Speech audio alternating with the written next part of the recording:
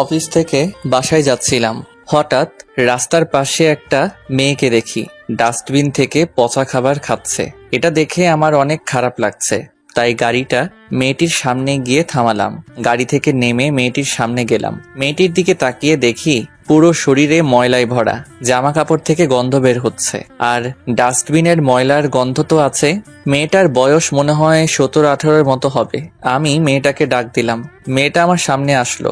তখন আমি তাকে বললাম, তুমি এত বড় মেয়ে হয়ে ডাস্টবিন থেকে পচা খাবার কেন খাচ্ছ? তখন মেয়েটি আমার কথা শুনে বলল, স্যার, আমি একটি অনাথ মেয়ে। ছোটকালে বাবা মা রাস্তায় ফেলে রেখে চলে গেছে। রাস্তার এক খালা আমাকে লালন পালন করে বড় করেছে। একটু বুঝ হওয়ার পর থেকে রাস্তা থেকে বোতল, কাগজ এগুলো টোকাই, তারপর এগুলো বিক্রি করে খালার কাছে টাকা দেই। কিন্তু 6 মাস আগে খালা মারা যায়। তারপর আমি এইভাবে রাস্তা থেকে এগুলো টোকাই, কিন্তু এখন লকডাউন, তাই রাস্তায় কাগজ, বোতল এগুলো পাওয়া যায় না। খাওয়া দাওয়া ঠিকভাবে করতে পারি না, তাই ডাস্টবিন থেকে পচা খাবার খাচ্ছি। কি করব স্যার, বাঁচতে হলে তো খেতে হবে। মেয়েটার কথা শুনে কি বলবো ভেবে পাচ্ছি না। কেমন করে পারলো তার বাপ মা মেয়েটিকে এভাবে রাস্তায় ফেলে যেতে? তাদের কি একটু কষ্ট হয়নি?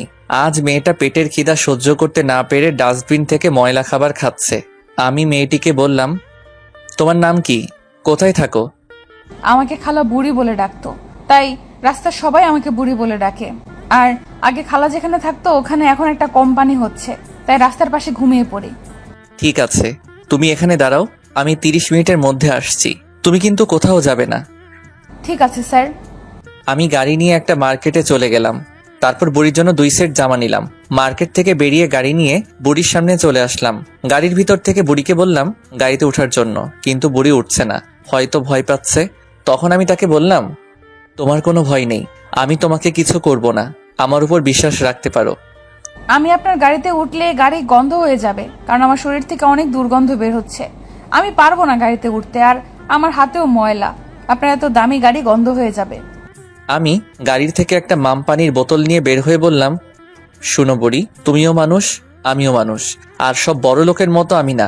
তুমি হাতটা ধুয়ে আমার গাড়িতে ওঠো। বুড়ি আর কোনো কথা না বলে হাতটা ধুয়ে গাড়িতে উঠলো। আমি গাড়িতে উঠে গাড়ি চালিয়ে এক আপার বাসার সামনে গেলাম। এই আপার ছেলেকে একদিন আমি হাসপাতালে রক্ত দিয়ে বাঁচিয়েছি। সেই থেকে আপার সাথে পরিচয়। আপার জামাই বাহিরে থাকে, আর আপা একটা ম্যাচ চালায়। এখানে অনেক ছেলে মেয়ে এসে খাবার খায়। আপা অনেক ভালো একজন মহিলা। কিছুক্ষণ পর আপার বাসার সামনে চলে আসলাম। পকেট থেকে মোবাইল বের করে আপাকে ফোন দিয়ে বাহিরে আসতে বললাম। 5 মিনিট পর আপা বেরিয়ে আসলো। এসে আমাকে দেখে বলল, আরে রাসেল, তুমি হঠাৎ আমার বাসায়? তা বাইরে কেন দাঁড়িয়ে আছো? ভেতরে আসো। আপা, তোমার কাছে আমার একটা হেল্প লাগবে। কি হেল্প বলো? এই যে মেয়েটাকে দেখছো, ওকে তোমার সাথে করে নিয়ে যাও এবং তাকে গোসল করিয়ে নিয়ে আসবে। আমি এখানে গাড়ি নিয়ে দাঁড়িয়ে আছি। তুমি বাইরে দাঁড়িয়ে থাকবে কেন? তুমি ভেতরে এসে বসো, আমি ওকে গোসল করিয়ে দেব। সমস্যা নেই আপা, আপনি ওকে গোসল করিয়ে নিয়ে আসুন। তারপর আপাকে একটা জামা দিলাম। আপা বুড়িকে নিয়ে ভিতরে চলে গেল। প্রায় 30 মিনিট পর বুড়িকে নিয়ে বেরিয়ে আসলো। এখন বুড়িকে দেখতে মোটামুটি ভালো লাগছে। আপার থেকে বিদায় নিয়ে বুড়িকে একটা রেস্টুরেন্টে নিয়ে গেলাম। তারপর বুড়িকে বললাম, তোমার কি খেতে মন চায়? আলুর ভর্তার সাথে ডাল, এটা আমি সবসময় হোটেলে খেতাম। বুড়ি, এগুলো তো এখানে পাওয়া যাবে না, এখানে আরো ভালো খাবার পাওয়া যায়। কিন্তু বেশি ভালো খাবার খেতে গেলে অনেক টাকা লাগবে। তোমাকে টাকার চিন্তা করতে হবে না, তুমি বলো কি কি খেতে চাও। আমার না বিরিয়ানি খেতে মন চায়, আপনি আমাকে বিরিয়ানি খাওয়াবেন? তারপর আমি ওয়েটারকে বিরিয়ানি দিতে বললাম, সাথে ঠান্ডা, চিকেন ফ্রাই, আরো কিছু নাম বললাম। কিছুক্ষণ পর ওয়েটার সবগুলো খাবার নিয়ে আসলো। বুড়ি খাবারগুলোর দিকে তাকিয়ে আছে। কি ব্যাপার বুড়ি, তুমি এভাবে তাকিয়ে আছো কেন? তোমার যেটা মন চায় তুমি খাও। তারপর বুড়ি খাওয়া শুরু করলো। এমন ভাবে খাচ্ছে মনে হয় আর কখনো এমন খাওয়া খাইনি। আমি তার খাওয়ার দিকে তাকিয়ে আছি, কিন্তু বুড়ির সেদিকে খেয়াল নেই। খাওয়া দাওয়া শেষ করে বুড়িকে নিয়ে একটা পার্লারে চলে আসলাম। এই পার্লারটা আমার এক মেয়ে বন্ধুর, কলেজে আমরা একসাথে পড়াশোনা করেছি। আমি গাড়ি পার্কিং করে বুড়িকে নিয়ে পার্লারের ভিতরে ঢুকলাম। রিয়া আমাকে দেখে বলল, আরে রাসেল, তুই হঠাৎ পার্লারে আসলি যে? আমাকে তো বললি না। তোর কাছে এমনি আসি নাই, তোর একজন কাস্টমার নিয়ে আসলাম। এই যে ওকে দেখছিস না, ওরে একটু রানী বানিয়ে দে। ওকে রাসেল, আগে তো কখনো দেখিনি। ওর নাম বুড়ি। ওকে আমি রাস্তা থেকে তুলে এনেছি। ও অনাথ একটা মেয়ে, বাবা মা ছোটকালে রাস্তায় ফেলে রেখে চলে গেছে। তো তোর এসব কাজ দেখে আমার কাছে অনেক ভালো লাগে। তুই সোফায় বস, আমি ওকে ভেতরে নিয়ে যাচ্ছি। আমি সোফায় বসে মোবাইল টিপতে লাগলাম। প্রায় 1 ঘন্টা পর রিয়া বুড়িকে নিয়ে বেরিয়ে আসলো। আমি বুড়ির দিকে তাকিয়ে আছি। আগের থেকে অনেক সুন্দর লাগছে, তবে কিছু কিছু জায়গায় এখনো দাগ আছে। রিয়া আমার সামনে এসে বলল, আসলে রাসেল ওর কিছু জায়গায় দাগ উঠাতে পারি নাই, ও ঠিকভাবে গোসল করতো না তো, তাই শরীরের জায়গায় জায়গায় অনেক দাগ পড়ে গেছে। আমি কিছু ক্রিম দিচ্ছি, এগুলো সবসময় ব্যবহার করলে সব দাগ চলে যাবে। ঠিক আছে, এখন বল তোর টাকা কত হয়েছে আর তোর আম্মুর কি অবস্থা? আম্মু এখন মোটামুটি সুস্থ আছে, তবে ওষুধ শেষ হয়ে গেছে। বাসায় যাওয়ার সময় ওষুধ নিয়ে যেতে হবে। আর টাকা হয়েছে সব মিলিয়ে 10,000 টাকা। এই নে, এখানে 20,000 টাকা আছে। বাকি 10,000 দিয়ে আন্টির জন্য ওষুধ এবং ফল নিয়ে যাবি। রাসেল, তুই এত ভালো কেন বলতো? তোর মতো বন্ধু পেয়ে আমি অনেক সার্থক।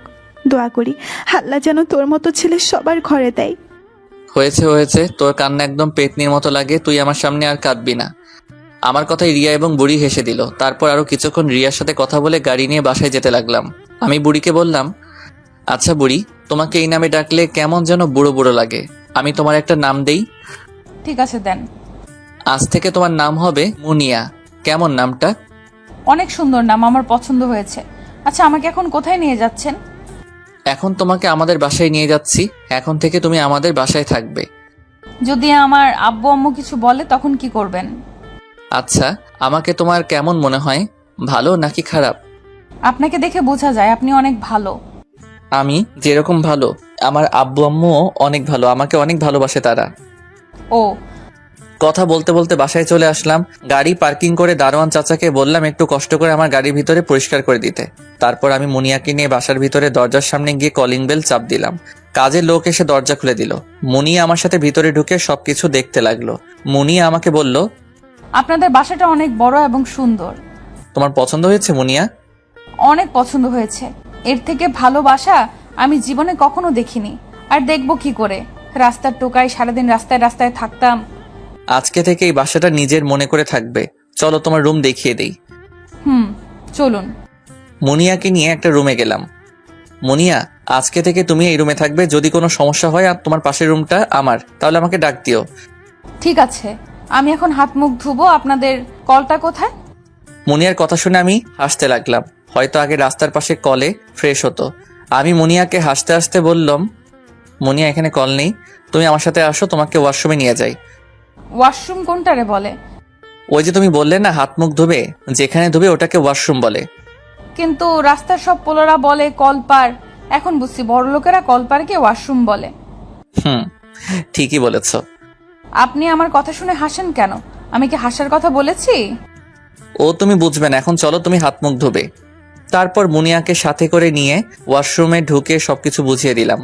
তারপর আমি মুনিয়ার রুম থেকে বেরিয়ে আসলাম। আমার রুমে এসে ওয়াশরুমে ঢুকে ফ্রেশ হয়ে আসলাম। তারপর বিছানায় শুয়ে মোবাইল টিপতে টিপতে ঘুমিয়ে পড়লাম। এবার পরিচয় দেই। এতক্ষণ তো বক বক করে গেছি। সবাই এই উগান্ডা কাইল্লা স্যারারে চিনেন। তারপর বলি, আমি রাসেল। 1 বছর আগে বাহিরে পড়ালেখা শেষ করে বাংলাদেশে এসে আব্বুর সাথে অফিস দেখাশোনা করছি। এখন বলবেন, আপনার আব্বু আম্মু কোথায়? আসলে আব্বু আম্মু আজকে সকালে কানাডা গেছে বেড়াতে। ওখানে মামা মামি থাকে, তাই তাদের ওখানে কিছুদিন ঘুরতে গেছে। আর আমি কানাডা মামার ওখানে থেকে পড়াশোনা করেছি। তো যাই হোক, সকালে ঘুম থেকে উঠে বিছানায় বসলাম। তারপর নিচের দিকে তাকিয়ে যেটা দেখলাম সেটা দেখে পুরো অবাক হয়ে গেলাম। নিচে তাকিয়ে দেখি মুনিয়া একটা বালিশ মাথার নিচে দিয়ে ঘুমিয়ে আছে। আর মুনিয়া আমার রুমে কখন আসলো? রাতে তাহলে আমি দরজা বন্ধ করে ঘুমাইনি, মনে হয় তাই হবে। তা না হলে মুনিয়া কিভাবে ঢুকবে? মুনিয়া ছোট বাচ্চাদের মতো ঘুমিয়ে আছে। দেখতে অনেক মায়াবী লাগছে। মেয়েটা গতকাল ছিল কোথায় আর আজকে কোথায়? আমার মনে হয় এমন বাসায় কখনো ঘুমাইনি। রাস্তায় তো গাড়ির শব্দে ঘুম ভেঙে যেত, কিন্তু এখনো তো কোনো শব্দ নেই। আমি মুনিয়াকে ডাকতে লাগলাম, কিন্তু মুনিয়া উঠছে না। আমি নিচে বসে মুনিয়াকে আরেকটা ডাক দিলাম। তখন মুনিয়া চোখ খুলল, আমাকে দেখে উঠে বসলো।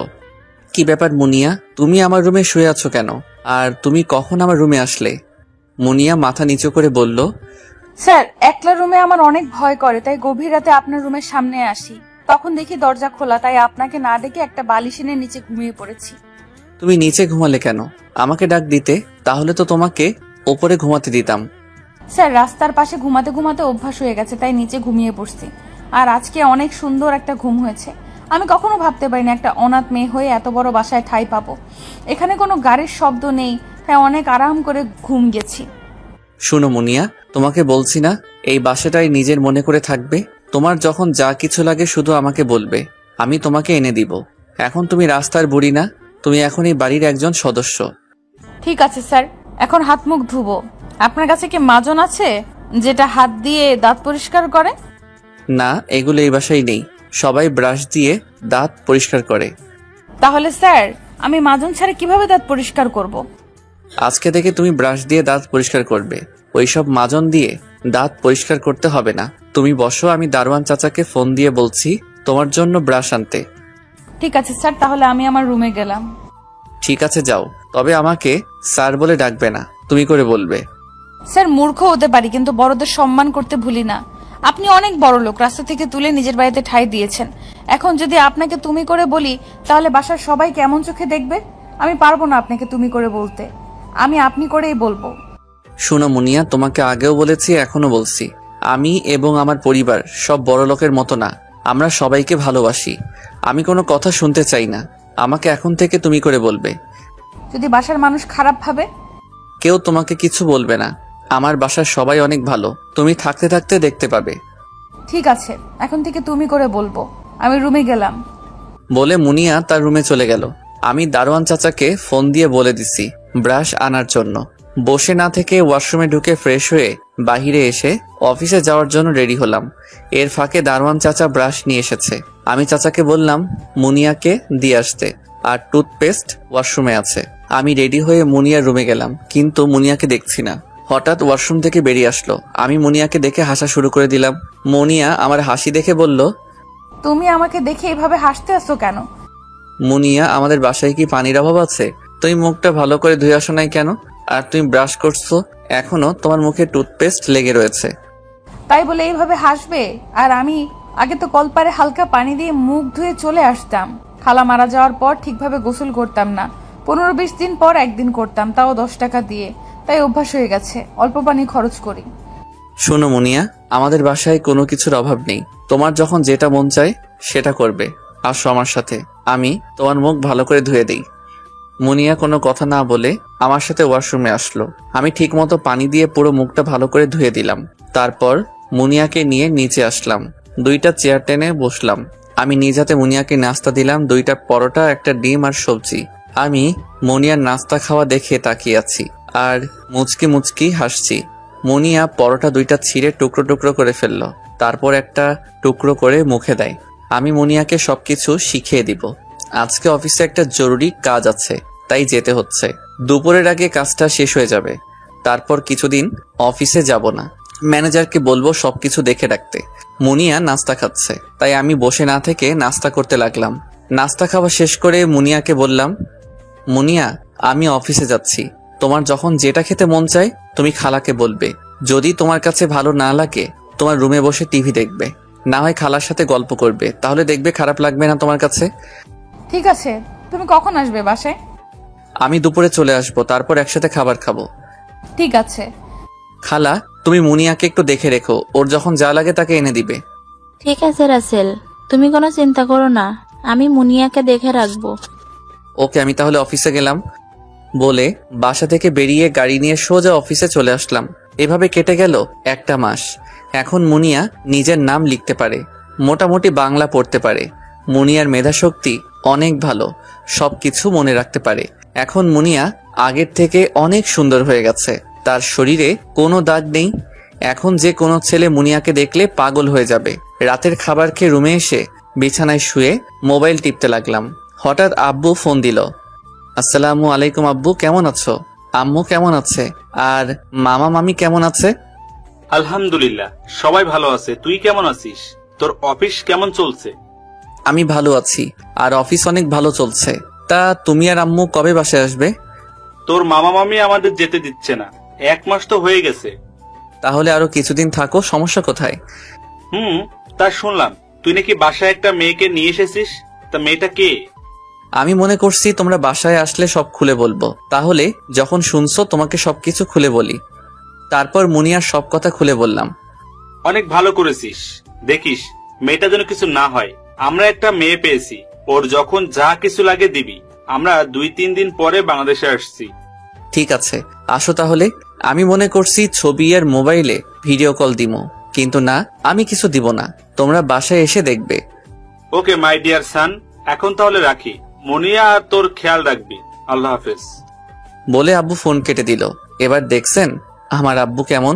আমার আব্বু এককালে অনেক গরিব ছিল, আস্তে আস্তে উপরে উঠছে। আব্বু জানে গরিবদের কষ্ট, তাই আব্বু সবসময় ভালোবাসে আমাকে। আব্বু তার মতো করে বড় করছে। তো যাই হোক, আরো কিছুক্ষণ মোবাইল টিপে ঘুমিয়ে গেলাম। সকালে হঠাৎ মুনিয়ার পায়ের উপরের শব্দে ঘুমটা ভেঙে গেল। চোখ খুলে তাকিয়ে দেখি মুনিয়া আমার রুমের সবকিছু গুছিয়ে রাখছে। এটা আজকে নতুন না, কিছুদিন আগের থেকে মুনিয়া আমার রুমের সবকিছু গুছিয়ে রাখে। এখন মুনিয়াকে আমার অনেক ভালো লাগে, আমার সাথে দুষ্টমি করে। আজ 3 দিন পর আব্বু আম্মুর জন্য এয়ারপোর্টে অপেক্ষা করছি।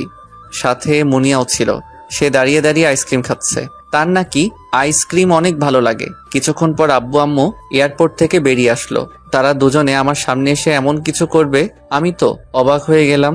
আব্বু আম্মু আমাদের সামনে এসে মুনিয়াকে জড়িয়ে ধরলো আর মুনিয়ার কপালে চুমু খেলো। তখন আম্মু বলল, আমার মেয়েটা তো অনেক সুন্দর। ঠিকই বলছো, রাসেল একটা ভালো কাজ করেছে মুনিয়াকে বাসায় নিয়ে এসে। তা মামনি, তুমি কেমন আছো? জি স্যার, আমি অনেক ভালো আছি। আপনারা কেমন আছেন? ওই, তুমি কাকে স্যার এবং আপনি বলছো? আজকে থেকে আমাদের দুজনকে আব্বু আম্মু বলে রাখবে। তা কি করে হয়? আমি একটা অনাথ মেয়ে। কে বলেছে তুমি অনাথ? আজ থেকে আমরা তোমার বাবা মা। আজকে থেকে নিজেকে কখনো অনাথ বলবে না। মুনিয়া আব্বু আম্মুকে জড়িয়ে ধরে কান্না করে বলতে লাগলো, আব্বু আম্মু আমার কপালে কি এতই সুখ সইবে? আমি কখনো ভাবতে পারিনি তোমাদের মতো বাবা মা পাবো। আমরা সবসময় তোমার পাশে আছি, তুমি শুধু আমাদের ছেড়ে কোথাও যেও না। বাব্বা, মেয়েকে পেয়ে ছেলের কথা একদম ভুলে গেছো। এখন আমি তোমাদের কে? আরে পাগল ছেলে, বলে কি? তোকে কি আমরা ভুলতে পারি? তুই আমার কলিজা। এখন চল বাসায়। তারপর আব্বু আম্মুকে নিয়ে বাসায় যেতে লাগলাম। আব্বু আম্মু পিছনের সিটে বসলেন, আমি আর মুনিয়া সামনের সিটে। প্রায় 1 ঘন্টা পর বাসায় এসে পৌঁছে গেলাম। আব্বু আম্মু তাদের রুমে চলে গেছে, আমি আমার রুমে, মুনিয়া তার রুমে। রুমে এসে ফ্রেশ হয়ে দুপুরের সবাই একসাথে খাবার খেতে লাগলাম। আম্মু মুনিয়াকে নিজের হাতে খাইয়ে দিচ্ছে। মুনিয়া চোখের জল ফেলছে। তখন আম্মু বলল, কি রে মা, কান্না করছিস কেন? আসলে কখনো কেউ আমাকে এভাবে খাইয়ে দেয় নাই। আজকে তোমার হাতে খাচ্ছি, তাই কান্না করছি। পাগল মেয়ে বলে কি? এখন থেকে প্রতিদিন আমি তোকে খাইয়ে দিব। এখন কান্না না করে হা কর। মুনিয়া ছোট বাচ্চাদের মতো আম্মুর হাতে খাবার খাচ্ছে। আমি আর ওদের দিকে না তাকিয়ে খাবার খেয়ে রুমে চলে আসলাম। এভাবে দেখতে দেখতে 6 মাস চলে গেছে। আব্বু আম্মু মুনিয়াকে নিজের মেয়ের মতো ভালোবাসে। এই 6 মাসে মুনিয়া বাংলা পড়া পুরো শিখে গেছে। আপনাদের বলছি না মুনিয়ার মেধা ভালো। এখন কেমন জানি মুনিয়ার প্রতি দুর্বল হয়ে পড়ছি। মুনিয়া আগের থেকে সুন্দর হয়ে গেছে। মুনিয়া সব সময় আমার সাথে দুষ্টুমি করে। এক কথায় আমি তাকে ভালোবেসে ফেলেছি। আর প্রতিদিন অফিস থেকে এসে রাতে মুনিয়াকে আমি পড়াই। মুনিয়া আব্বু আম্মুর অনেক খেয়াল রাখে। মুনিয়াকে একা একা বাহিরে যেতে দেই না। আজকে অফিস থেকে একটু তাড়াতাড়ি বাসায় চলে আসলাম। ভাবছি আজকে মুনিয়াকে নিয়ে বাহিরে ঘুরতে যাব আর আমার মনের কথা খুলে বলবো। কলিং বেল চাপ দেওয়ার পর মুনিয়া এসে দরজা খুলে দিল। আমাকে দেখে বলল, কি ব্যাপার, তুমি আজকে এত তাড়াতাড়ি বাসায় চলে আসলে যে? অফিসে তেমন কাজ নেই, তাই ম্যানেজারকে বলে চলে আসলাম বাসায়। আজকে তোমাকে নিয়ে বাহিরে ঘুরতে যাব। কি সত্যি? আজকে আমাদের নিয়ে ঘুরতে যাবে? এতদিন অফিসের কাজের চাপের জন্য তোমাকে নিয়ে ঘুরতে যেতে পারিনি, আজকে নিয়ে যাব। তুমি রুমে গিয়ে রেডি হয়ে নাও। ঠিক আছে, আগে তুমি ফ্রেশ হয়ে আসো, আমি তোমাকে টেবিলে খাবার দিচ্ছি। আমি খাবার খাবো না, আসার সময় রেস্টুরেন্ট থেকে খেয়ে এসেছি। তুমি খেয়েছো?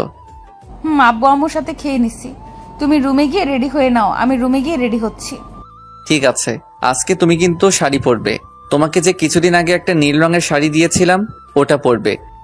ঠিক আছে, পরবো। আমি আর কোনো কথা না বলে রুমে ঢুকে ওয়াশরুমে ঢুকে ফ্রেশ হয়ে নিলাম। তারপর একটা নীল রঙের পাঞ্জাবি পরলাম। সবকিছু ম্যাচ করে পরছি। রুম থেকে বেরিয়ে মুনিয়ার জন্য নিচে অপেক্ষা করতে লাগলাম। কিছুক্ষণ পর মুনিয়া রুম থেকে বেরিয়ে আসলো। আমি তো মুনিয়াকে দেখে চোখ ফিরাতে পারছি না। মুনিয়াকে দেখতে একদম পরীর মতো লাগছে। নীল শাড়িতে মুনিয়াকে অনেক সুন্দর লাগছে। মুনিয়া আমার সামনে এসে বলল, ওই, তুমি এইভাবে তাকিয়ে আছো কেন? মুনিয়ার কথায় আমার ধ্যান ভাঙলো। আমি মুনিয়াকে বললাম, মুনিয়া, নীল শাড়িতে তোমাকে অনেক সুন্দর লাগছে। তাই নাকি? আম্মু আমাকে শাড়ি পরিয়ে দিছে, আমি তো শাড়ি পরতে জানি না। ঠিক আছে চলো। মুনিয়া আর আমি বাসা থেকে বেরিয়ে গাড়ি নিয়ে ঘুরতে লাগলাম। হঠাৎ মুনিয়া বলল, এই গাড়িটা থামাও, ওই যে ফুচকার দোকান, আমি ফুচকা খাবো। আগে একবার কাগজ বোতল কুড়িয়ে খেয়েছি, এরপর আর খাওয়া হয়নি। কিন্তু তুমি তো ঝাল খেতে পারো না, ফুচকা কিন্তু অনেক ঝাল। সমস্যা নেই, দোকানদারকে বলবো ঝাল না দিতে। আগে আমি ঝাল কম দিয়ে খেয়েছি। প্লিজ চলো না, আমার খেতে ইচ্ছে করছে। ঠিক আছে, তাহলে গাড়ি থেকে নামো। দুজনে গাড়ি থেকে নেমে ফুচকার দোকানে সামনে গেলাম। তারপর দোকানদারকে বললাম 2 প্লেট ফুচকা দিতে, আর বলছি একটা প্লেটে ঝাল একেবারে কম দিতে। কিছুক্ষণ পর দোকানদার ফুচকা দিয়ে গেল। মুনিয়া ফুচকা পেয়ে খেতে লাগলো, কিন্তু মুনিয়া একটা খেয়ে চোখ দিয়ে পানি পড়তে লাগলো। বিষয়টা আমার কেমন জানি লাগছে, তাই আমার প্লেট থেকে একটা ফুচকা মুখে দিলাম। কিন্তু মুখে দিয়ে আমার মাথা গরম হয়ে গেল, কারণ মুনিয়ার প্লেট আমাকে দিছে আর আমারটা মুনিয়াকে দিছে। আমি মুনিয়ার হাত থেকে প্লেটটা নিয়ে নিলাম। তারপর দোকানদারকে বললাম, আপনি ওকে ঝালের প্লেট কেন দিলেন? ঝাল তো আমি খাবো। স্যার, আপনি বলছেন 2 প্লেট ফুচকা দিতে আর একটাই ঝাল একদম কম দিতে। আমি ঠিকই দিয়েছি, কিন্তু আপনি তো বলেন নাই ঝালের প্লেটটা কাকে দিতে, তাই আমি ম্যামকে ঝালের প্লেটটা দিলাম। আপনি আমাকে জিজ্ঞেস করবেন না? স্যার, আমি মনে করেছি মেয়েরা তো ঝাল বেশি খায়, তাই ম্যামকে ঝালের প্লেটটা দিলাম। ছেলেরা ঝাল একটু কম খায়, তাই ঝাল কমটা আপনাকে দিলাম। ঠিক আছে, এখন পানি দেন। দেখছেন ওর চোখ দিয়ে পানি পড়ছে। স্যার, পানি ছিল, কিছুক্ষণ আগে শেষ হয়ে গেছে। আমার ছেলেটাকে পাঠিয়েছি অনেকক্ষণ আগে পানি আনতে, কিন্তু এখনো আসছে না। আমি মুনিয়ার দিকে তাকিয়ে দেখি মাথা নিচু করে আছে। মুনিয়া ঝাল বেশি খেতে পারে না, কারণ আগে ঠিকমতো খাওয়া দাওয়া করতে পারে নাই। দোকানের কলা রুটি খেয়ে দিন পার করছে, তাই বেশি ঝাল খেলে তার চোখ মুখ লাল হয়ে যায়। আমি মুনিয়ার হাত ধরে পাশে একটা গাছের আড়ালে চলে গেলাম। এখানে কোনো পানির দোকান নেই। আমি গাছের আড়ালে গিয়ে মুনিয়ার ঠোঁটের সাথে ঠোঁট লাগিয়ে দিলাম। মুনিয়া চোখ বড় বড় করে ফেলছে। সে হয়তো কল্পনা করতে পারে নাই আমি এমন কিছু করব তার সাথে। প্রায় 5 মিনিট পর ছেড়ে দিলাম। মুনিয়া সোজা হয়ে দাঁড়িয়ে আছে, কোনো কথা বলছে না। তখন আমি বললাম, এখন কি তোমার মুখে ঝাল আছে? মুনিয়া কোনো কথা বলছে না। আমি তাকে হালকা ধাক্কা দিয়ে বললাম, এই মুনিয়া, আমি তোমাকে কি বলছি শুনো নাই? তুমি এটা কি করলে? ও মা, এটা ছাড়া আমি আর কোনো উপায় খুঁজে পাচ্ছিলাম না, তাই তো তোমাকে কিস করছি। এখন বলো ঝাল আছে? এখন ঝাল নাই, তুমি চলো, বাসায় ফিরে যাব। মুনিয়া, তোমাকে কিছু কথা বলার ছিল। আমি এখন ভালো লাগছে না, আমি এখন বাসায় যাব। মুনিয়া, তুমি আমার উপর রাগ করেছো? আমি এখন কোনো কথা বলতে চাই না, আমি বাসায় যাব। বলে গাড়ির ভিতরে গিয়ে বসলো। আমি আর কোনো কথা না বলে ফুচকার বিল দিয়ে গাড়িতে এসে বসলাম। তারপর গাড়ি চালিয়ে বাসায় যেতে লাগলাম। মুনিয়া বাহিরের দিকে তাকিয়ে আছে। আমি মনে মনে বললাম, আমি কি কাজটা ভুল করছি? এছাড়া তো আর কোনো উপায় ছিল না। যাক, ওসব পরে দেখা যাবে। বাসায় আসার পর মুনিয়া গাড়ি থেকে নেমে ভিতরে চলে গেল। আমি গাড়ি পার্কিং করে ভিতরে চলে আসলাম। ভিতরে এসে দেখি আম্মু আমার সামনে দাঁড়িয়ে আছে। তখন আম্মু বলল, কি রে মুনিয়া, আমার সাথে কোনো কথা না বলে রুমে চলে গেল কেন? তুই কি ওকে কিছু বলেছিস? আমি তো ওকে কিছু বলি নাই। তাহলে মেয়েটা এভাবে চলে গেল কেন? আমি কি করে বলবো? তুমি গিয়ে জিজ্ঞেস করো। ঠিক আছে, আমি মুনিয়াকে জিজ্ঞাসা করছি, তুই তোর রুমে যা। এই বলে আম্মু মুনিয়ার রুমে চলে গেল। আমি আমার রুমে চলে আসলাম। ওয়াশরুমে ঢুকে ফ্রেশ হয়ে বিছানায় শুয়ে পড়লাম আর ভাবতে লাগলাম, মুনিয়া কি আম্মুকে সব বলে দিবে? যদি বলে তাহলে আম্মু আমাকে কি ভাববে? যাক, সে কথা পরেরটা পরে ভাবা যাবে। রাতে আম্মু খাবার খাওয়ার জন্য ডেকে গেছে। আমি বিছানা থেকে উঠে নিচে চলে গেলাম। টেবিলের সামনে গিয়ে দেখি আব্বু আম্মু বসে আছে, কিন্তু মুনিয়াকে দেখছি না। আমি একটা চেয়ার টেনে বসলাম। তখন আমি আম্মুকে বললাম, আম্মু, মুনিয়াকে দেখছি না, ও কি খাবার খাবে না? না, ও বলছে ওর নাকি ভালো লাগছে না, তাই খাবে না। ও, তা তোমাকে বলেছে কি হয়েছে ওর?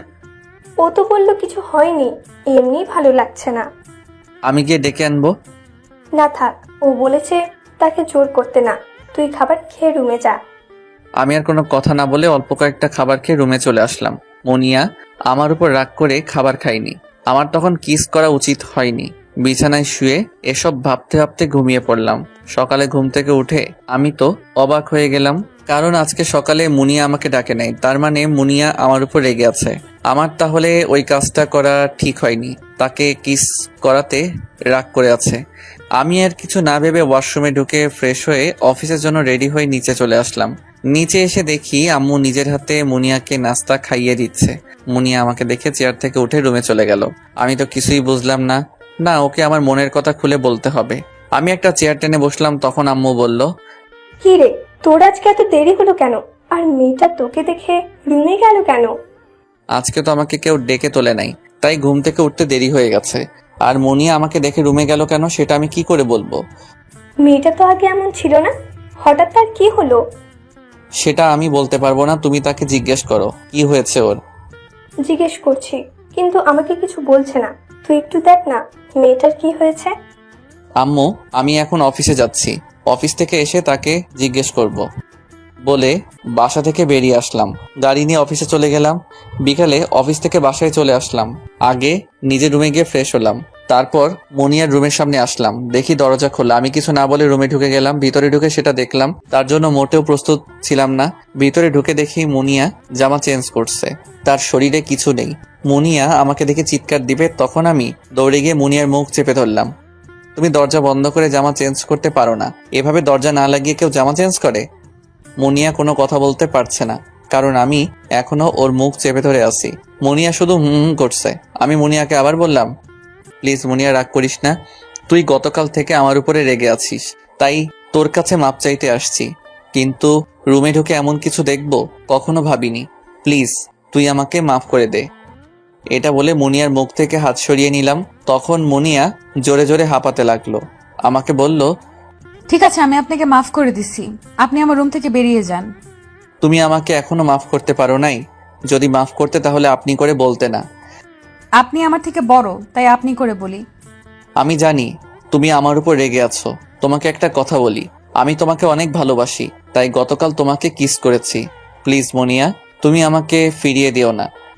আপনি কি পাগল হয়ে গেছেন? আব্বু আম্মু যদি এটা জানতে পারে তখন আমাকে বাসা থেকে বের করে দিবে। এমনিই আপনি আমাকে রাস্তা থেকে তুলে এনে বাসায় ঠাঁই দিছেন, সেটার জন্য আমি চিরকৃতজ্ঞ থাকবো। আমি কখনো আপনাকে ওইভাবে দেখি নাই। আগে দেখো নাই, এখন থেকে দেখবে।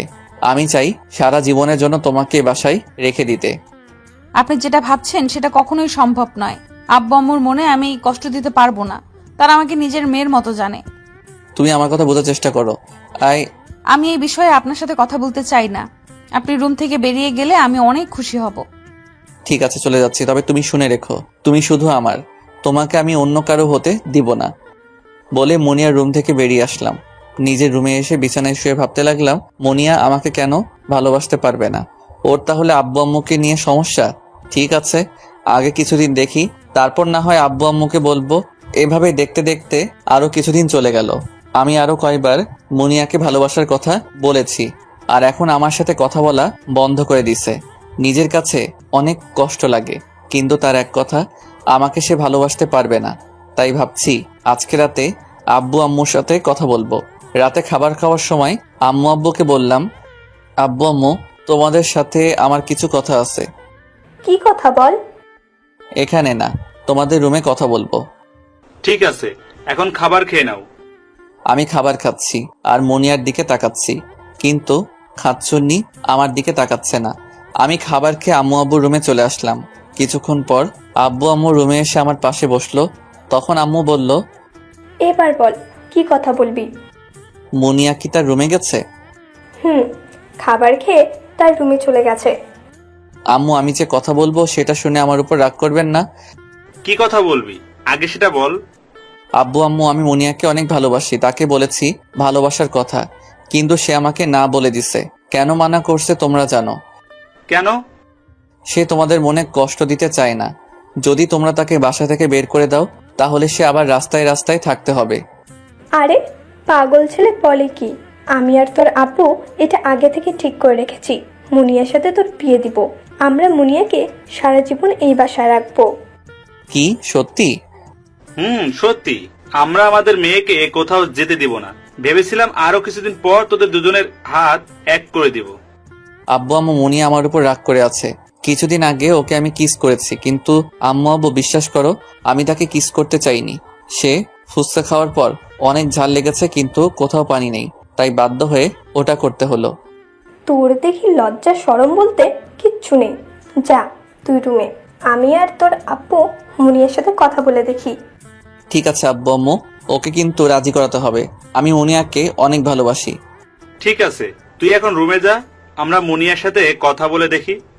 ঠিক আছে বলে নিজের রুমে চলে আসলাম। আসার সময় মুনিয়ার দরজার ফাঁকে তাকিয়ে দেখি শুয়ে মোবাইল টিপতে আছে। তারপর ফ্রেশ হয়ে বিছানায় শুয়ে মোবাইল টিপতে টিপতে ঘুমিয়ে গেলাম। সকালে ঘুম থেকে উঠতেই বুকটা কেমন যেন ভারী ভারী লাগছে। চোখ খুলে যেটা দেখলাম সেটা দেখে আমি পুরো অবাক হয়ে গেলাম, কারণ মুনিয়া আমাকে জড়িয়ে ধরে শুয়ে আছে। দেখতে একদম মায়াবী লাগছে। আমি হালকা নড়ে উঠতে মুনিয়ার ঘুমটা ভেঙে গেল। চোখ খুলে দেখে আমি তার দিকে তাকিয়ে আছি, তাই লজ্জায় আমার বুকে মাথা লুকালো।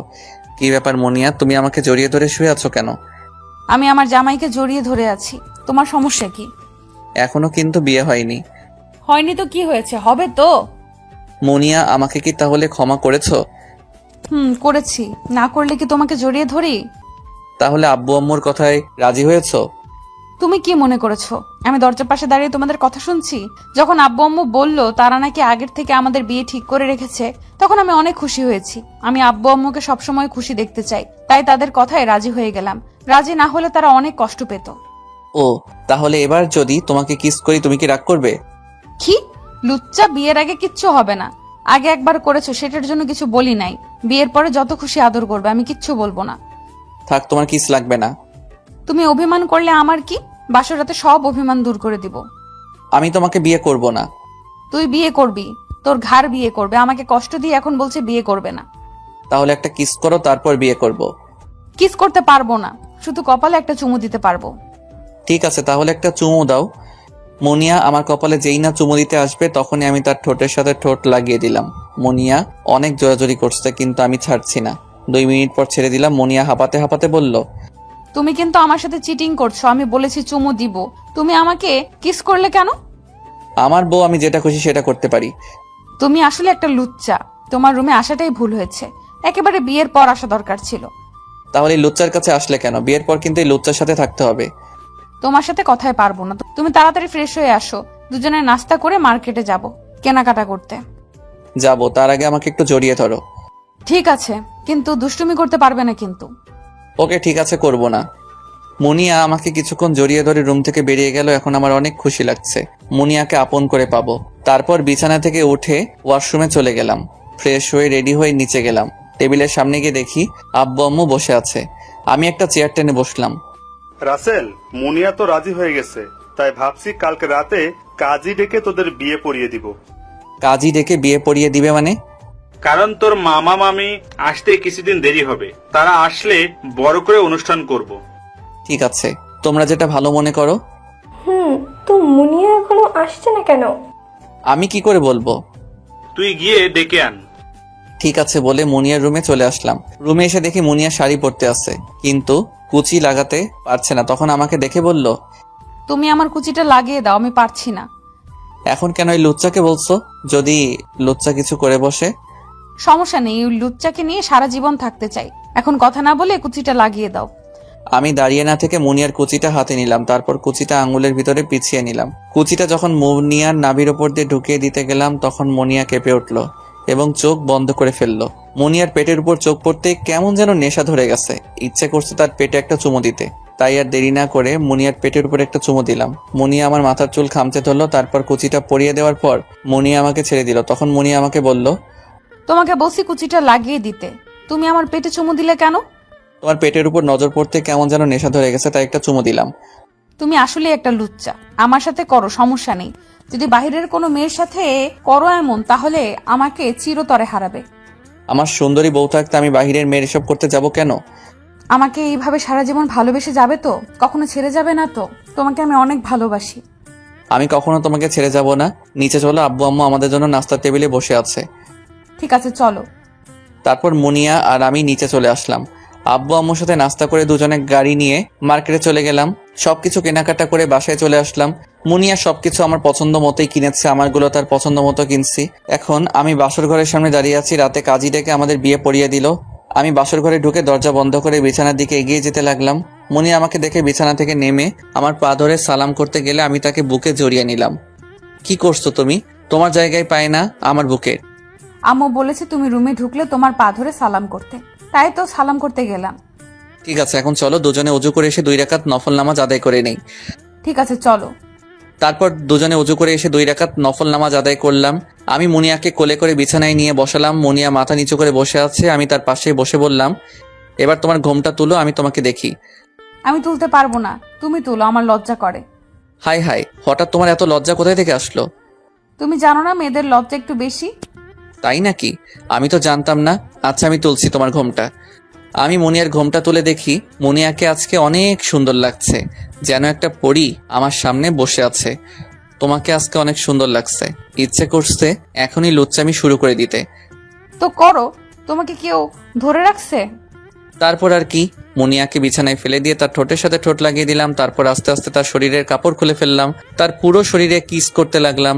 তারপর আর জানা লাগবে না, অনেক কিছু দেখে ফেলছেন আপনারা। দেখি আমার মতো লুচ্চা? আরে ভাই, আমি আমার ভবিষ্যতে লুচ্চামি করছি, সেটা সমস্যা নেই, কিন্তু আপনারা আর বলবো না, পরে আমাকে ইচ্ছা মতো মাইট দিবেন। তো এভাবে চলতে লাগলো আমার আর মুনিয়ার ভালোবাসা। মামা মামি বাড়ি থেকে আসলে আপনাদের সবাইকে দাওয়াত দিব। এখন আপনারা আমাদের জন্য দোয়া করবেন।